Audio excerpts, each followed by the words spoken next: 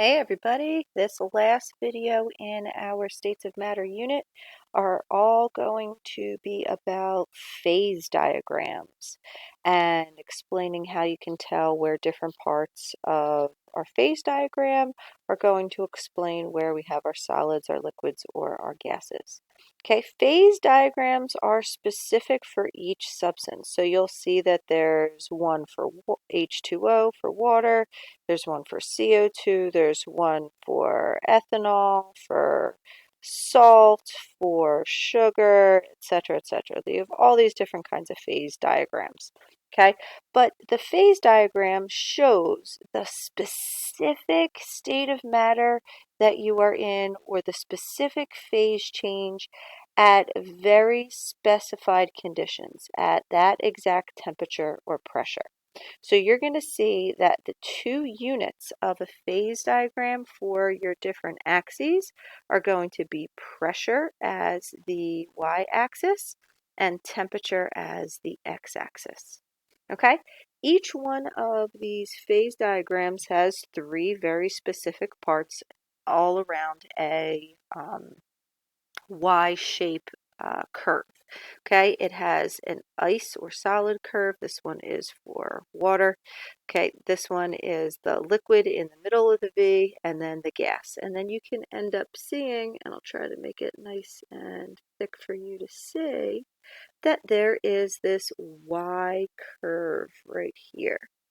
All right, so let's take apart this curve and see what we have. Okay, all the different states of matter are represented on here. Okay, when you take a look at the Y, all right, like this. It doesn't matter how the curve looks. Some curves might look a little bit more yoga-y that way. Some might be more upright this way. It's totally dependent. But in general, the solid region is on the left-hand side. So that's going to be our solid here, regardless of our substance. Okay, our liquid phase is going to be between the upright V portion. So right here is our liquid, or here would be our liquid. And then lastly, we have our gaseous phase, which is going to be on the right-hand side, right here. Oops, let's change. My colors aren't working so well today. Let's see, go back. Let's try my colors again. G. Come on, little G, you can do it. Yay! So there is our gaseous phase. Okay, that line that's depicted here in yellow or here, those lines in between the three phases are where you would have melting or freezing, or vaporization and condensation, or deposition and sublimation occur. Okay, so in between your solids and your gases would be your deposition ones. Okay, between your solid and your liquids would be your freezing and your melting. And then lastly, between your gases and your liquids, you would see your vaporization and condensation. So let's take a look at the phase diagram of H2O. And again, I'm going to call it H2O and not call it water, because when I say water or water for us Philly people, you tend to think of only the liquid phase.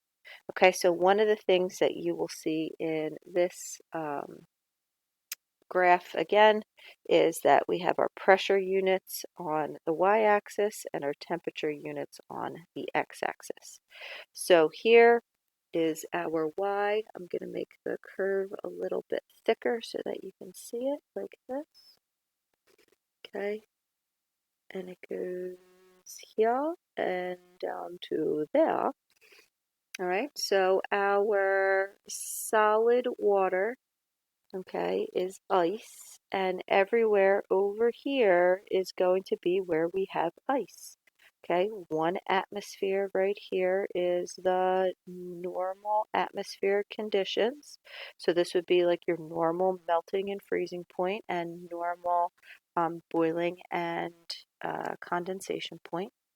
The liquid phase is where we would have water right here. And the gaseous phase over here is where we would have water, vapor, or steam. It depends on if it's hot or if it's cold and what we have there. Okay, so where are we going to see our different phase changes occur? Okay, so right here, the normal melting point or freezing point would be right here, which is at 1 atmosphere. This is at sea level. And you'll notice that this corresponds with 0 degrees Celsius, which we obviously know is the melting and the freezing point of water. And if you travel along with this 1 atmospheric line, you're going to see that we mainly see water between the ranges of 0 and 100 degrees Celsius. Okay, so here we go, traveling along. And then when we get to this point right here, this is the boiling point or condensation point. So this is our 100 degrees Celsius. So you'll actually see that this part of the curve right here looks like the vapor pressure curve that we went over in the second video. Okay, so it depends on whether you're getting hot or cold, whether it is vaporizing or whether it is condensing. Okay, so what happens down here at the bottom? Down here at the bottom is where we see sublimation and deposition occur. So this is going to happen at very low pressures. Okay, so sometimes we see this happen and cold conditions and cold temps. We see this happen in our freezers, especially in the summertime when there's a big change between our freezer and the room, and you can see kind of like all that fog come out of your freezer if you have a stand-up freezer, and it kind of like mists all over the ground, and it looks so spooky.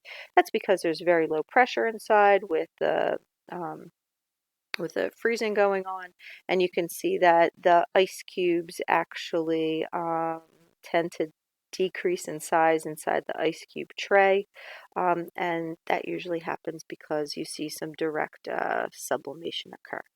Okay, another really important part to look at on this graph is this part right here. This point at which we have the solid, the liquid, and the gaseous phase all meet. This is the triple point. Okay, the triple point is where you will have all 3 phases occur all at the same time. It's at one specific pressure and one specific temperature. Okay, so that triple point is where you will see solid, liquid, and gaseous water all at the same time, and you'll see all 6 different phase changes occurring all at the same time. What's it going to look like to the observer? It's going to basically look like a whole bunch of ice water. All right.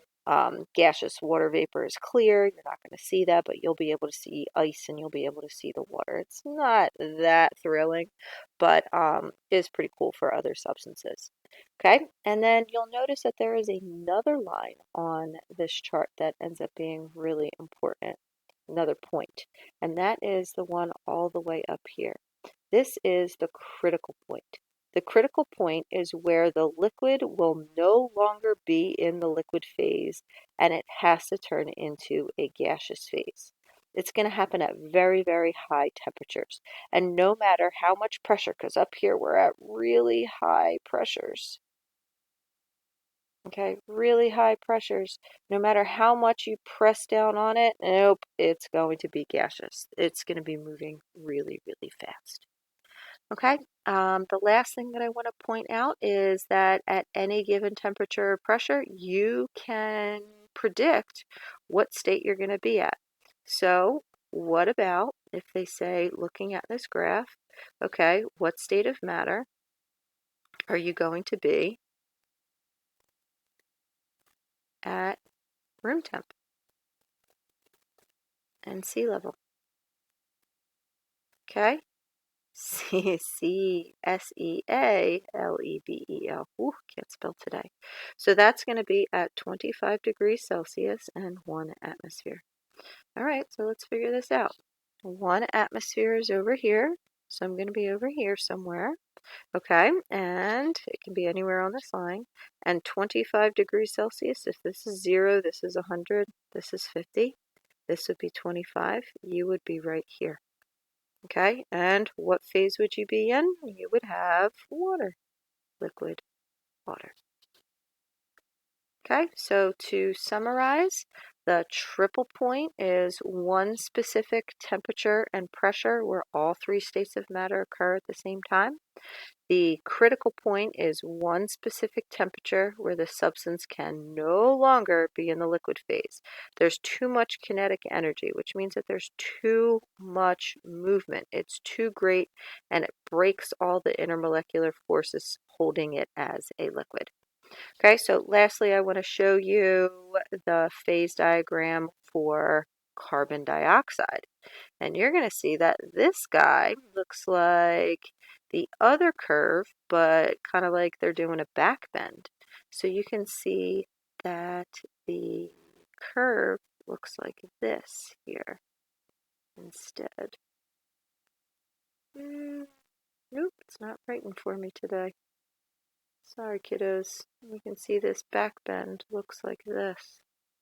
All right, but this is where we have solid CO2 on the left, liquid CO2 in the middle, and gaseous CO2 as well. And again, we have pressure and our temperature units. Okay, so this is our phase diagram for carbon dioxide. All right, so when we are at 1 atmosphere, we cross over right here. Okay, we cross over from the solid directly to the gaseous point. So the sublimation point of dry ice, it's not actually ice because it's not water, it's solid CO2, is negative 78.5 degrees Celsius. That's why it's so cold. Okay, and it goes directly from a solid to a liquid, and it doesn't even, or solid to a gas, excuse me, and doesn't even touch anywhere close to the liquid range. Okay, the Y, the triple point, is all the way up here, whereas for a substance like water, it would be down here, and the Y would look much different. Okay, so when you look at current conditions, okay, current room temperature conditions, okay, remember we are at 25 degrees Celsius and 1 atmosphere. So where's 25 degrees Celsius? If this is 20, 40, there's 30, so here's 25. 1 atmosphere, 25, we are right here. This is room temp. So when we look at CO2, it's going to be in the gaseous phase. You exhale, okay, gaseous CO2. But if it's really cold at room temperature, at 1 atmosphere pressure, you are going to see solid. And that's where you see your dry ice. All right, ladies and gents, that is the phase diagram. Good luck to you, and hope you liked our states of matter.